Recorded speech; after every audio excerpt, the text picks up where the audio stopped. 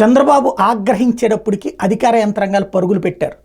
ఆహారం దగ్గర సమస్య, మంచినీళ్ళకి సమస్య, పాలకి సమస్య, ఇట్లా ప్రతిదానికి సమస్య ఎందుకు వస్తుంది?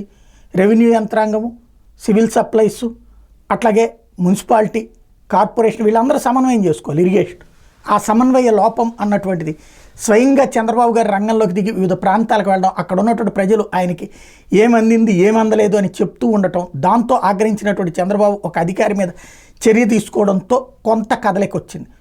తొలి రోజున ఏ సదుపాయం అందని వాళ్ళు మళ్ళీ రోజున అంటే రెండో రోజుకి వచ్చేటప్పటికి కొంత ప్రారంభమైంది.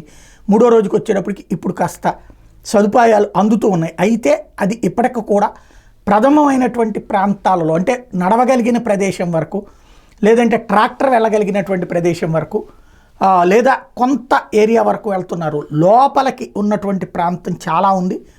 అక్కడికి వెళ్ళడానికి ఇంకా ఇప్పటికీ సీరియస్గా అడుగులు పడాల్సిన అవసరం ఉంది. బాబు గారు మరొకసారి కన్నెర్ర చేస్తే పడవలతో పరుగులు పెట్టుకుని తీసుకెళ్ళిస్తారు.